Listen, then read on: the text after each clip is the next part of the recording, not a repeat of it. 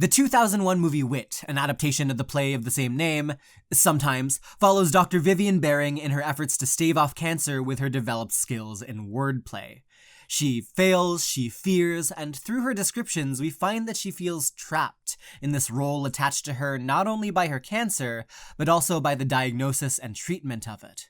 As an actor would be, she is cognizant of the next line she must say, and she fights back as much as possible against accepting the next line to be true. And then it's true. My next line is supposed to be something like this.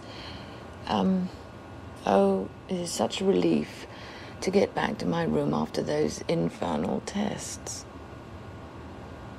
This is hardly true.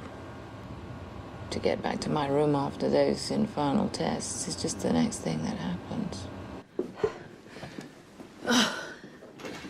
Oh, God. It is such a relief to get back to my goddamn room after those goddamn tests. To be bound by a role is suffocating, but seemingly we all still need roles to play. The expectations thrust on us and what we do to meet, fail, surpass, or subvert them tend to give life meaning, both in the day-to-day and on a bigger ideological scale. But those roles that are forced upon us, especially the ones that we don't notice or even the ones that we force upon ourselves, can end up breaking us, reducing us to just those roles when we sought them in search for further meaning in the first place.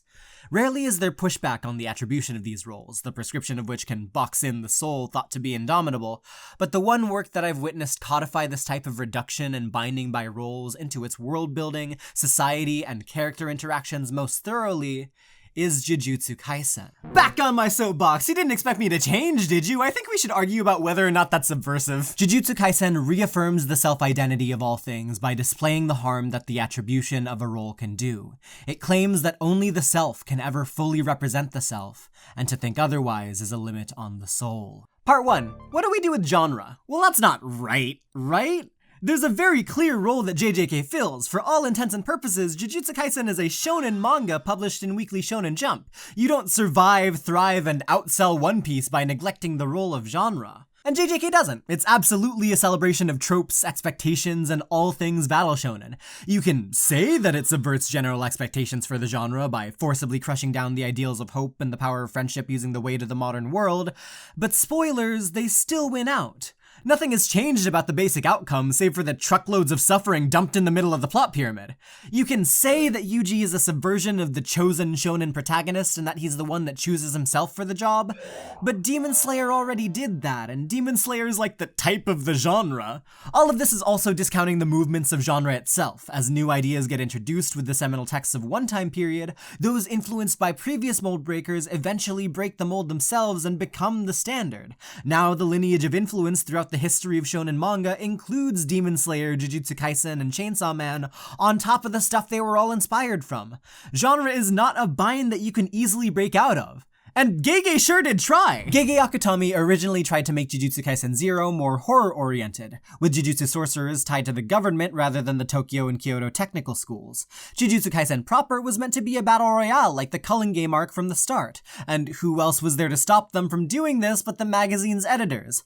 Writing for Shonen Jump is inherently a trade-off. For full access to the demographic and its sales, writers have to abide by a set of norms and expectations. Venturing outside of the norm may allow you to touch upon something important to the demographic, but it also risks your work being undersold and booted from the lineup. Genre is a social construct. Like race, but much less important to map out the effects of. Something people made up, but something that still has a measurable bearing on the entities it presides over. Overcomplicating genre is easy. These are just keywords, they don't describe the text and the conversations it has with other works. Use subgenres, that's where we'll really get somewhere. Or how about this? To what extent does a work break away from or attach itself to the genres it employs? What schools of thought does the work draw from? If we can answer these questions and apply short descriptions like tags to the work to more easily describe and categorize it, then we can talk about it more effectively. Oh, that's just genre. But keeping genre indeterminate seems wrong, so how about a surefire blanket system to categorize works into specific genres with no room for error? Well, we can split them into semantic and syntactic categories. Semantic genre looks for signposts. These two works share common traits between them, so they signal that they both belong to a genre. The problem is that this invites Jujutsu Kaisen to be in the same genre as SpongeBob SquarePants, both prominently featuring martial arts and a superhuman power system, even if SpongeBob does that out of necessity. Syntactic genre focuses on the interactions between those included elements and the meanings that are produced based on how those elements are structured together. SpongeBob uses martial arts and its superhuman characters to generate moments of hilarity in a deep-sea vignette, while JJK uses them more along the lines of a hero's journey tale. The interplay between Panda's three cores signifies genre, while regular Cursed Corpse is just derivative uninspired slop. This approach has the opposite problem. It's too exclusive. It's hard to say whether the previous discussion about shonen protagonists who are the chosen one versus shonen protagonists who choose themselves warrants a split of genre, even when both paths deal with the distribution and responsibility of power coming into contact with the plucky, naive soul at the center of the narrative by choice or chance. Rick Altman's solution is to smash the two together and see what sticks. I maintain that these two categories of generic analysis are complementary, that they can be combined, and in fact that some of the most important questions of genre study can be asked only when they are combined. Which is to say that genre is more complicated than we usually give it credit for, and there is no blanket categorization strategy that works. Overcomplicating genre is easy, but it turns out that undercomplicating genre is way easier. In the end, genre is amorphous, vibes-based, and ever-changing, which sucks when it has such a tangible impact on what sells and doesn't. And this should be intuitive. Even a plot synopsis can't emulate the feeling or technicalities of a text, but genre is a descriptive tool that people still use prescriptively, usually in reference to a work subverting genre expectations or deconstructing the genre, which is a rival comparison. Saying that this piece branches out from all the other stuff the genre is doing and that it's good for doing that devalues all the other pieces in the genre that don't do that. And it's understandable why someone would want to talk about genre in this way. Talking about all the ways a text strictly adheres to the expectations of its genre would be boring. And so in discussions and opinion articles and formal studies on genre, it's much more productive to talk about the ways a text adds to, subtracts from, or answers its genre. Again, these are not inherently good. The reactions to a work will decide whether the changes it makes are worthwhile to be kept or subverted in future forms the genre takes. They're just things that an individual work can do to communicate through the language of genre as it is at the time of creation. I really didn't want one of the conclusions of this video to be genre is in the eye of the beholder, but it seems like that's how it's turning out. I invite everyone to genre relativism. State your case and genre will be bestowed unto you. Tetris is a competitive roguelike with a K, and Jujutsu Kaisen is a Hunter x Hunter-like. By this point, you also might be wondering about this video essay. It's discussing genre, and a good video essay mirrors its subject in some way, so what's the genre this video essay is answering? College essay. This is my undergraduate capstone project. That makes this the first public college essay to mention the 100 girlfriends who really love you by name, which is incredibly irresponsible and something I will not do again. I'm sorry, Professor. What do we know about Jujutsu Kaisen in regards to genre? Where does it add and subtract within genres, and how does it communicate with other works? Let's look, shall we? Part 2, Jujutsu Kaisen as Shounen. I'm putting the U back on, it looks nice. There are a lot of semantic elements that Jujutsu Kaisen does play straight. In terms of urban fantasy, superpowered action, and horror, it fulfills those roles without much pushback. JJK's relationship with Shounen is more measurably nuanced, as we know some of the direct inspirations for Akutami's work, and can compare and contrast more freely. To me, the most interesting conversation Jujutsu Kaisen strikes with another Shounen manga is its dialogue with Hunter x Hunter.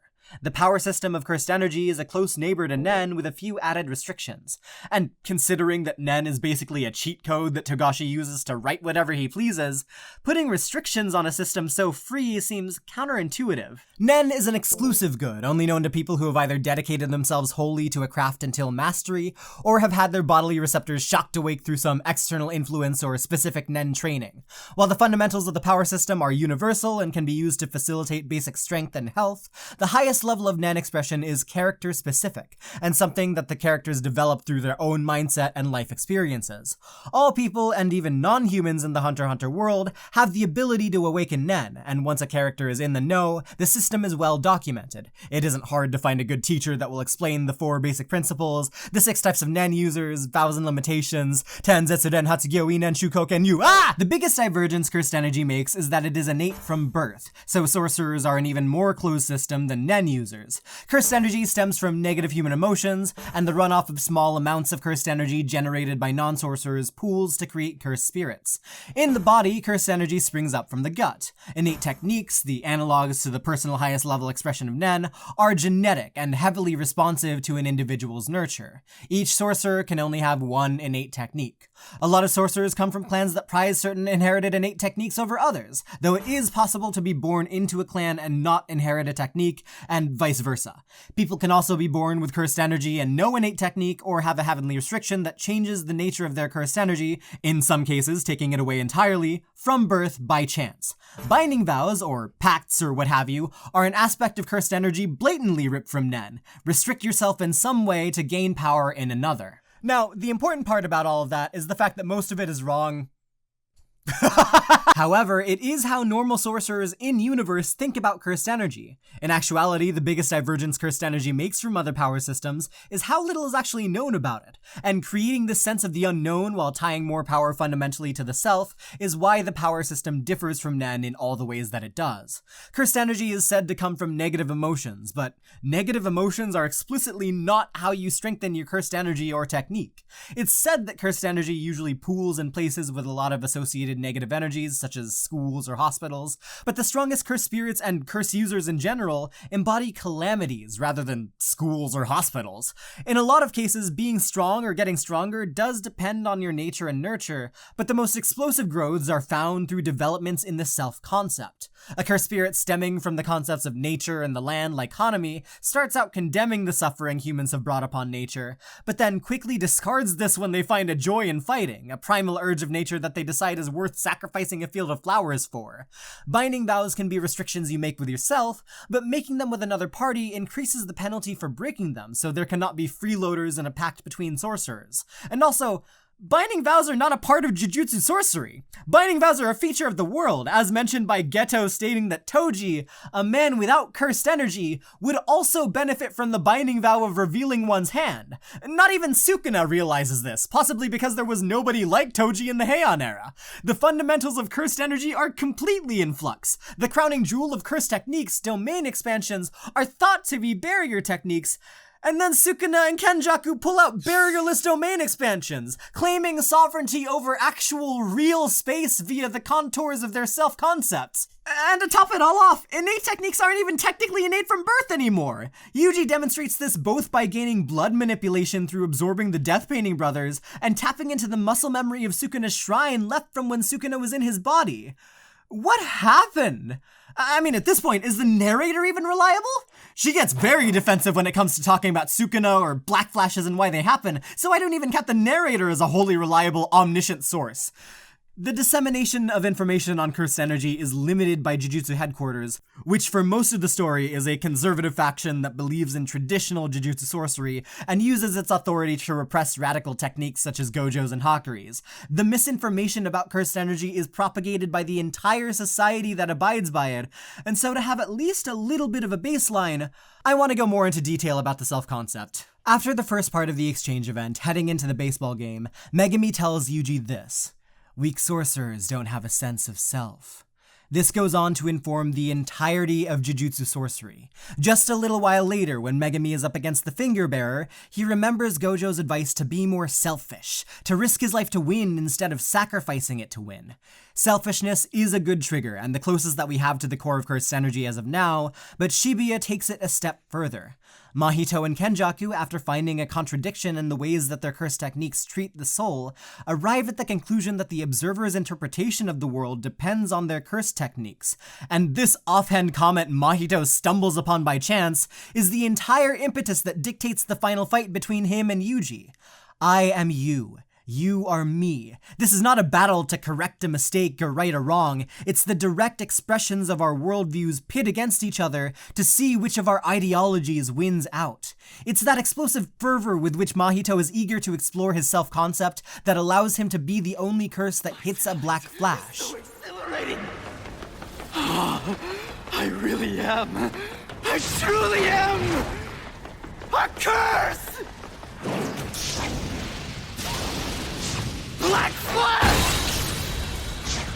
We'll talk about that later. And if he wasn't injured in the final bout and instead free to self-evolve by applying his own curse technique and by extension worldview onto himself, Mahito would have won. He became the strongest the quickest due to being fully aware that the mental battle of sorcery revolves around the self, and then he accidentally passed that on to Yuji, who develops his worldview a step beyond that. High-level Jujutsu sorcery is always an expression of the self-concept. Domain expansions are forcibly dragging opponents into your worldview, like Hakari and the Fever, and tug-of-wars between domains are so complex because the interactions between self and other venture outside of power that the self can exert alone. Think back to binding vows with multiple parties. Reverse curse technique is enigmatic, but in all circumstances it seems to manifest as a negation of the self-concept, which is why it's so hard for the multiplication of negative energy. Okay, most of you want to kill Gege anyways, so it's my turn to claim death of the author. Sure, it's a multiplication of negative energy, but the sorcerers that unlock it seem to do so when they come into contact with the negation of their self-concept. Gojo's self-concept centers around being the strongest. He gets taken out one time and he unlocks reverse curse technique. Shoko is a healer with RCT, which is ironic because she's the heaviest smoker in the series. Cursed spirits are inherently bound to their self-concept and therefore don't learn reverse curse technique, which is okay because RCT is more effective in taking out curses than it is in aiding them. This is a lot, but if you know all of this about cursed energy, congratulations, you too can become a special grade. There are ways that the self-concept can make you weaker, though. When you attribute that role to yourself and allow it to bind you, make yourself out to be nothing but the misfortunes that your self-concept has cursed you with, you may find yourself trapped or stuck inside of your own world. So the way to the void, to nothingness, to useless nothingness, is to stay on the way that you believe is yours, to stay in your comfort, to stay in that thing that you already know and to optimize it more. Development of a self-concept is important, but it has to be uninhibited by the world and any regrets one might leverage against it. The two interactions that typify this are Panda's fight with Mekamaru and Jogo's fight with Sukuna. Starting with the weaker fighters, Panda claims that one's misfortunes don't inherently make them right. Focusing on all the ways the world binds you is letting your setbacks define your own self-concept. Your self-concept is yours, don't let the world tell you otherwise. Sukuna tells Jogo that the constant game of comparison between others is what led to his weakness, letting others bind and define him. Your self-concept is yours, don't let anyone tell you otherwise. Oh, I'm sorry, did you expect a rule of threes here? How about a Chekhov's gun instead? Part 3, Jujutsu Kaisen as coming-of-age story. You'd think this one is obvious, but if JJK was actually treated as a coming-of-age story, there would be a lot more English scholarship on it than there is. The most striking part of Jujutsu Kaisen as a coming-of-age story is how many characters outright fail to come of age. Yes, the absolute cruelty of the world is a subversion of shonen tropes, but the communication of cruelty and how to live in the face of it matters more to coming of age. And it's completely fine if you think that shonen can be subsumed into coming of age. I'm not gonna argue with you on that. Rarely are so many characters built up with such promise and natural talent, only for them to be snuffed out of the story without so much as a satisfying character arc. This is by design. Mahito's entire self-concept is built around the unfairness of the world and the ways humans facilitate and respond to it. The more meaningless or improper a death he can carry out, the stronger he gets. Jujutsu sorcery seems wholly uninterested in equity, and Jujutsu society even less so. The sorcerers that are unable to come of age are subject to what I'd like to call domain reduction, the boxing in of a worldview that cannot accept the world for what it is, and even if they manage to snap out of this state, it is usually too little, too late. Geto Suguru is the poster child for this. A high school student with a powerful innate technique and a noble mindset that's ready to take on the world. Maybe hidden inventory and premature death chronicle every single domino that fell to reduce Geto's role, in his mind, to a constant cycle of suffering and loss and endurance with no reward in sight. First is the taste of curses. No one else can truly empathize with his plight, yet he puts up with it anyway to protect non-sorcerers. Next is the upheaval of that worldview.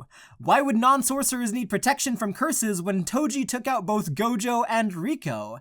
His role as a curse spirit manipulator fell outside of the bounds of being able to protect the strongest sorcerer from a non-sorcerer, and protecting a non-sorcerer from another. As he is left alive by Toji strictly out of consideration for his curse technique, there is only ultimate uselessness. Premature death drives the nail in. For a Geto without Gojo, being a sorcerer means exercising and eating rancid curses alone, suffering from the prejudiced sorcerers face even when logically the non-sorcerers are the problem, and still having to lose comrades past the tragedy of hidden inventory, cementing in his mind that this is a pattern and will continue without end unless something changes. And so, he changes. Escaping from the reduction of this cycle means either accepting it and pushing forward in spite of it, or casting it all aside. Two equally valid options for a Jujutsu sorcerer, one easier than facing the facts and growing up. Megumi and Junpei follow the same pattern of domain reduction, this time with evil facilitators. Your self-concept is yours, don't let anyone tell you otherwise. Hard to do that when a millennium-old evil spirit takes over your body, kills your sister with it, usurps your technique which had a lot of potential, and uses it better than you to kill all your friends and teachers, and now everyone you care about either bears the scars that you have placed on them, or died by your hand! Imagine going all panda on him, like, oh, your misfortunes don't make you right. No! Megumi needs a special grade therapist, and his case is more straightforward. Junpei is the first target Mahito seeks to break the heart of, not just the soul. In the process of doing so, Mahito dispenses the one truth of Jujutsu sorcery that would act as the most potent poison in his mind. If you want to be strong, resolute, and free, bind others before they bind you. Jujutsu battles are exactly that. How can you reduce the influence of your opponent's worldview while at the same time expanding your own? The combatant that does this the most effectively wins, and Mahito's grooming of Junpei involves allowing him to taste the victory of domain reduction against the small fry that he hates so much, while keeping him unaware that he himself has been in the net the whole time. A big part of coming-of-age stories is accepting the imperfect world you have to come of age in. And an awesome part of Jujutsu sorcery as a concept is that it enables sorcerers who are strong enough to never accept that world by literally substituting their own. This is what it means to feel like you are a god.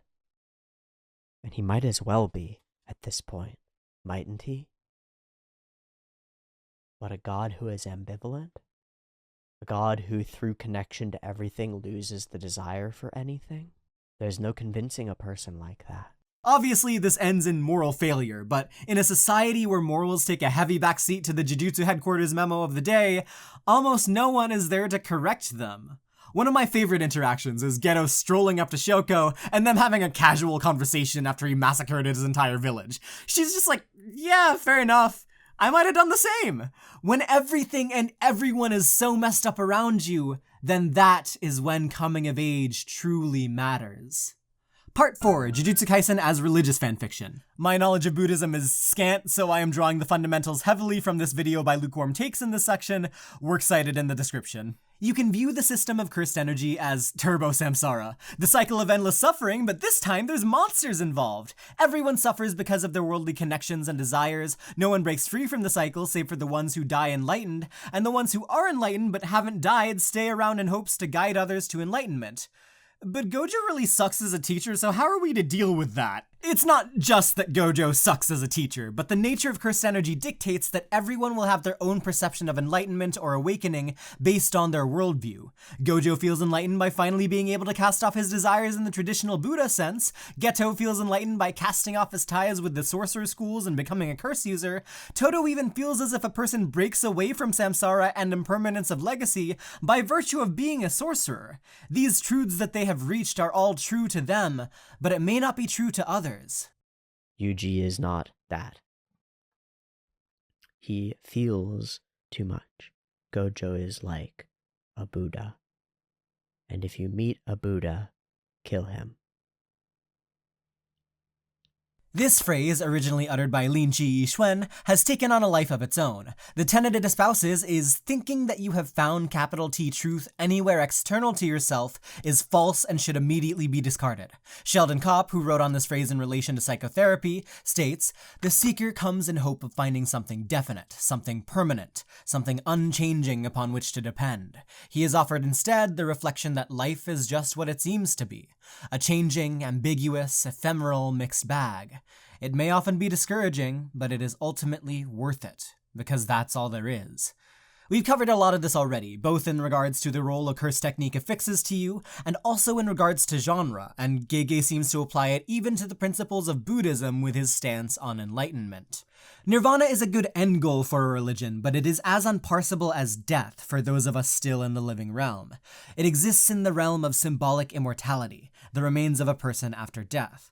Robert J. Lifton and Eric Olson write, "We can see the sense of symbolic immortality as reflecting man's relatedness to all that comes before him and all that follows him. When people believe in such cultural projects and expressions, they feel a sense of attachment to human flow, to both their biology and their history. They feel a sense of immortality, which enables active, vital life to go on." Theology is one way to access symbolic immortality, and so are roles connected to a larger identity. But as a work from the perspective of someone that is alive, Jujutsu Kaisen reasserts the importance of the parts of life that are not tied to the end goal of nirvana. Yuji's final plea to Sukuna lays this out.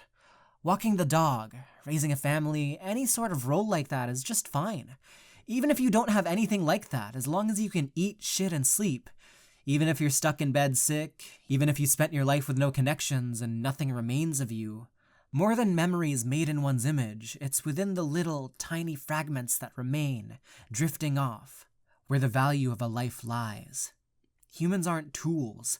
We aren't born with any set role. Yuji's goal is not to become enlightened and free himself from suffering. It's to accept it for the time being and grow up alongside it.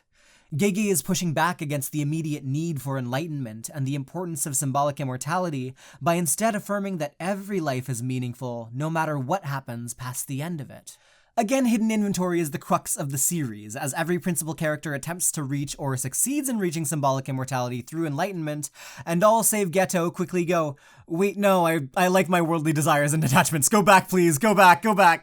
Gojo, Geto, Riko, and Toji all still have chains they enforce upon themselves, and they end up being life-affirming. Gojo and Geto's connections to each other, Riko's desire to spend more time with her friends even if it means giving up on real immortality, Toji's respect for the Honored One and his worries about Megami.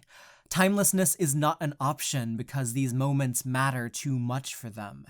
Even Kenjaku chastises Tengen for staying stagnant in his beliefs and technique, the ultimate claim in his argument before unleashing his barrierless domain being, "I have lived." To live is to curse and be cursed and to change by necessity on top of it all, and even in the context of trying to reach a spiritual end goal, living is still essential.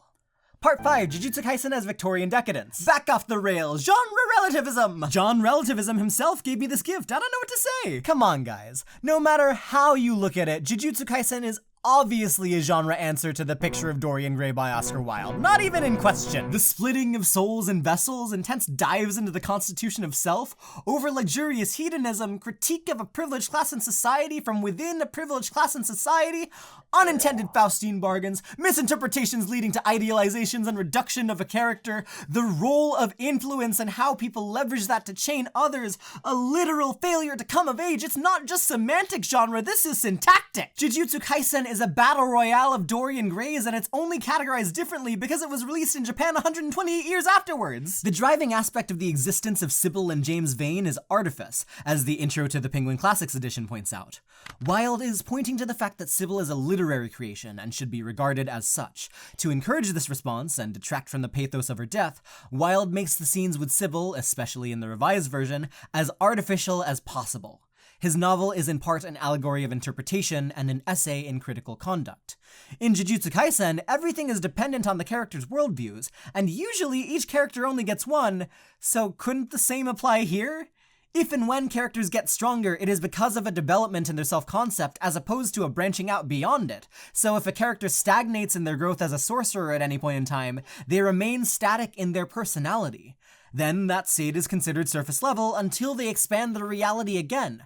The artificiality of weaker Jujutsu sorcerers affirms those at higher levels. Weak sorcerers lack a sense of self, but all sorcerers still abide by a sense of self, which is inherently limiting the role that they as a character can fulfill. If you're looking for good character growth and development beyond a character's initial role, might I recommend that one series I can't say the name of because I made a binding vow not to mention it in this video?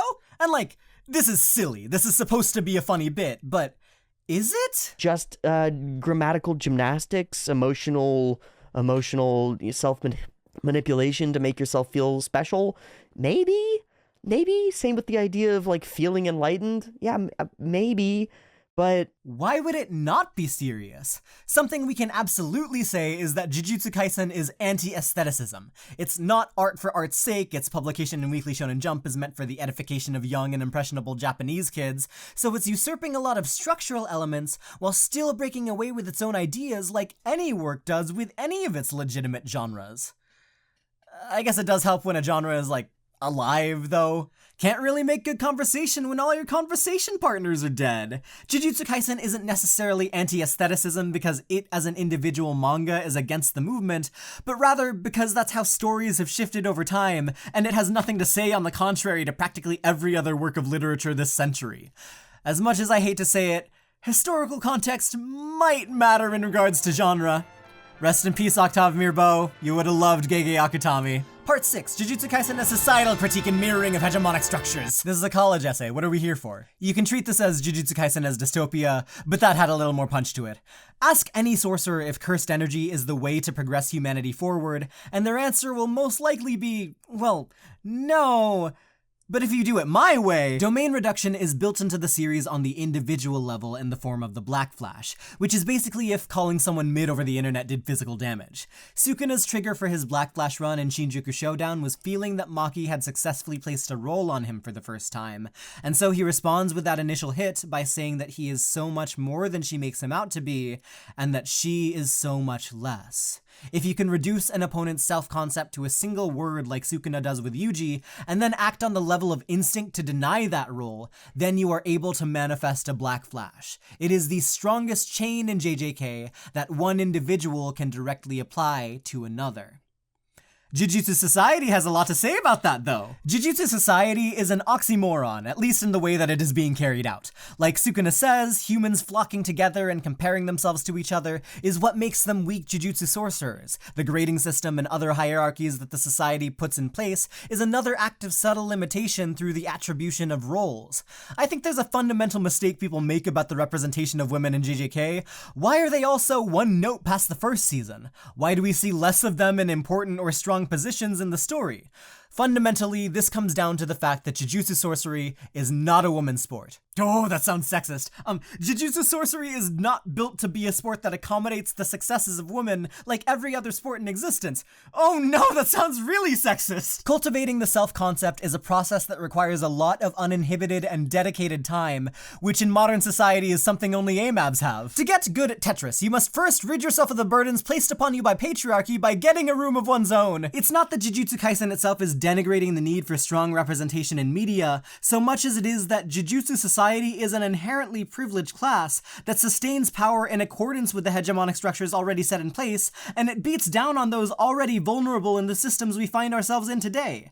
Momo says it herself in her battle with Nobara. The traditional way for a woman to become a strong Jujutsu sorcerer acknowledged by society is to be perfect in looks and in skill, and everyone in Jujutsu Society sees that and mirrors that behavior, making it very rare for someone like Nobara to shove off that role entirely and become stronger regardless of society's expectations for her. It is hard to disrupt an expectation society has placed on you. You want to know how hard? YouTube recommended you this video and you clicked on it! Unless you're like my professor watching this, which only accounts for one of this video's 2 views, thank you second viewer, the YouTube algorithm decided that you would click on this video. Not that you would continue to watch it or enjoy watching it, but that you would click on it and generate ad revenue for the company. That is a role placed on you by a system outside of anyone's control, and these types of roles are ubiquitous in everyday life.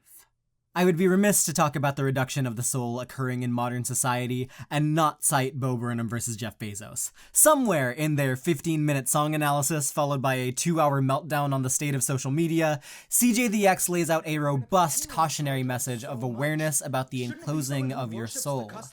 What's the problem here? The problem is this. You're not a customer. You're a person. Don't let them convince you they're the same thing. They're obsessed with the piece of you that is profitable. Your consumption doesn't define you. It's a state you sometimes enter due to necessity. It's not you. There are principles and identities in the world that should be kept separate for your own good, and there are a lot of forces working to make sure that you don't realize that. A role should not define you in your entirety, it should only be something you step into every once in a while. But to suit their own interests, corporations and algorithms and ideologies and religions and sports teams and jobs and friends and enemies will try to chain you down and reduce your domain. Symbolic immortality at what cost to the well-being of your soul in the now? The aggressions, policing, censorship, and cultural control the top brass of Jujutsu society leverage against its citizens only mirror the ways social media conglomerates are actively wresting control from us in real life. And the only reason that Jujutsu society is successful in its endeavors is because they're armed with superpowers to make domain reduction easier. Beautifully, in the description, he succinctly defines the self-concept of the video. COVID make man sad. Excellent domain reduction, they're easily special grade material. I would love to give you an easy out for all of this, but all I can do is yap about genre. The guru speaks in riddles. It's hard to do much more than spread awareness when it comes to breaking out of the role binds of society. CJ the X does live events and lectures about stepping away from social media and reclaiming power by turning to grassroots communities, and I don't even do so much as attend. I have a React channel primarily about that one series. What could be more meta-reductive than that? It's not enough to be role-less or genre-less, somewhere along the line those got conflated too. If it was, then Maki and Toji would be head and shoulders above everyone else in the series, but arguably in enabling Sukuna's Black Flash run, Maki hurt the offensive more than she helped it. Defining yourself against genre requires you to have no sense of self. True enlightenment where all desire and attachment is cast off, something that Toji fails to maintain against the first person to ever define him by a role. Seemingly, we all need roles. Jujutsu sorcery is tried and proven to be a worthy measure of individual strength, volume sales and equivalent for manga, but falling into one trap, one setback forced upon an individual by hegemony, one snag in the self-concept can mean the end. What do we do? Part 7. Jujutsu Kaisen as Frankenstein. Or well, not the genre of Frankenstein, rather the genre of the change in the collective unconscious of Frankenstein over time. And I am talking about the monster here, not like Victor Frankenstein. The fact that the monster, whose name, by the way, is not officially Adam, was given more power as his medium made the switch from book to film, and he ends up warping beyond anything that Mary Shelley had planned for him, simply due to the fact that he had more power as a visual spectacle than as an allegory for Shelley's own troubled upbringing. Okay, genre is a connection point between multiple works, right? It's the Doofenshmirtz nickel meme that rewards people for pattern seeking. Caramel Dancing is also in this genre of mimetic growth into collective unconscious external to the original work, but it didn't spring up entirely naturally for Caramel Dancing. Instead, the Caramella Girls, as noted in Jan Misli's legally troubling text Who Wrote Caramel Dancing, were manufactured to take control of the shift in the unconscious by the rights holders of... oh, whatever. Part 7, Jujutsu Kaisen as genre. Yuji's domain expansion is unprecedented. Instead of his personal battlefield separated from the world by a barrier that boosts his stats and grants him a sure hit attack as it was explained to him as, it's his old town. It's not Jujutsu, or at the very least, it's not Jujutsu as anyone else knows it. And it's not Jujutsu because he asks a very simple question. Why the self-concept? Well, I mean, every Jujutsu sorcerer in history has abided by their self-concept given to them by their curse technique, and the sorcerers that are the strongest are that way because they've awakened to the fact that they are nothing else. They've learned this behavior from previous generations of strong sorcerers, who probably learned it from observing the strongest cursed spirits. So why the self-concept? Because it's worked in the past? Because it makes good use of your innate and divinely mandated abilities? That's just another role, and it's something that everyone has unknowingly placed on themselves.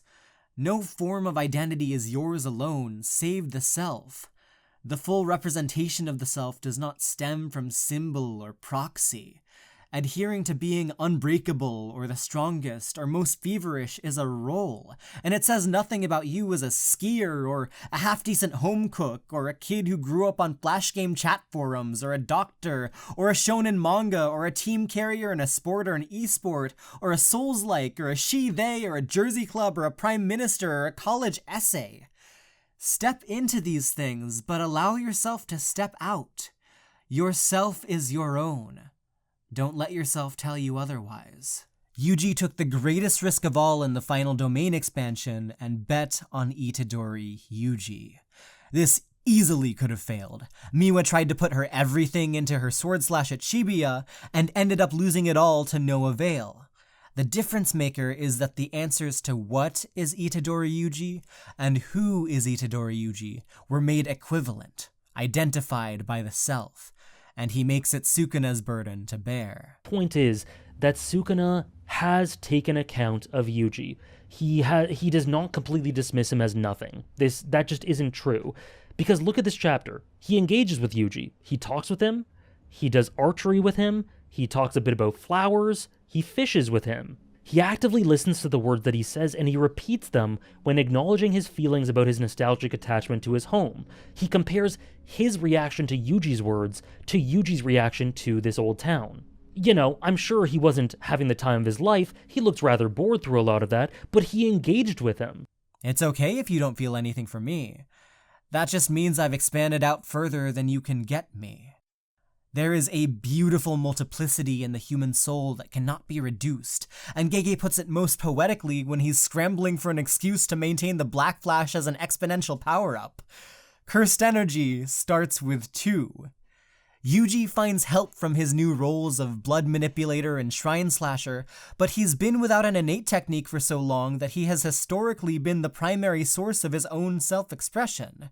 Throughout the whole manga, Yuji is the only character constantly changing and working towards accepting that change in a realm that has ruled statically using strength and traditional values. The self-concept is thought to be innate to an individual, but the self is built from everything, including the others who have shaped it. To useless nothingness is to stay on the way that you believe is yours, to stay in your comfort, to stay in that thing that you already know and to optimize it more. This is interesting to me because throughout the rest of the Book of Five Rings, Musashi talks a lot about the necessity of extraordinarily honed in practice, right? He's talking about life or death. He's talking about a single sword stroke as a wandering ronin who challenges other people to deadly duels. It's life or death. You have to practice every element perfectly. And yet here in the last book, he says, the way is not to find every instance and every perfect bit of the thing you already know.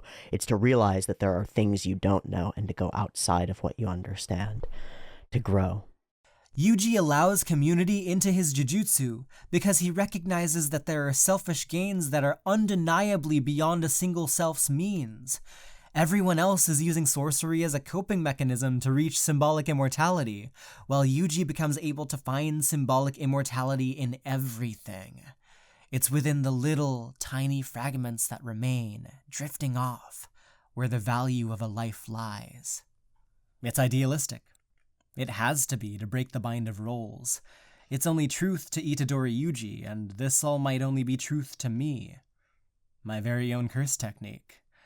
But it was truth to Jujutsu Kaisen as well. Enough truth to break away from all its peers in Weekly Shonen Jump. That's gonna change. In the future, JJK might even be taken for granted, and more important discussions will be using its core arguments and conversations as only a stepping stool. Maybe 100 years after my death, the meaning behind my actions will become apparent. It's accepting of at least that much in regards to how things will change. As it was releasing, Jujutsu Kaisen dealt with becoming too big too fast, and with that, no doubt, Gege's regrets about his inability to make a Jujutsu Kaisen that was their own ideal resurfaced and manifested in this narrative bind. With it also came fervor, leaks and brain rot and lobotomy Kaisen, disappointments and discontent with its lackluster ending, Gege Akutami's own acknowledgments that he was an absent-minded, callous young idiot. That was his role. That was his self at the time, but the path that Itadori Yuji takes means casting off the burden of prescriptivism by accepting change. Adhere to yourself, as removed from role or narrative as possible. Be perceptive and accepting of its movements and growth. It's okay to step into roles as long as they're not all you have. And take the most important part of Gege's afterword the most to heart. Until we meet again. Not waiting for something somewhere to change and influence our meetings by chance, but knowing resolutely that all parties will put in active growth to make it happen. Until we meet again.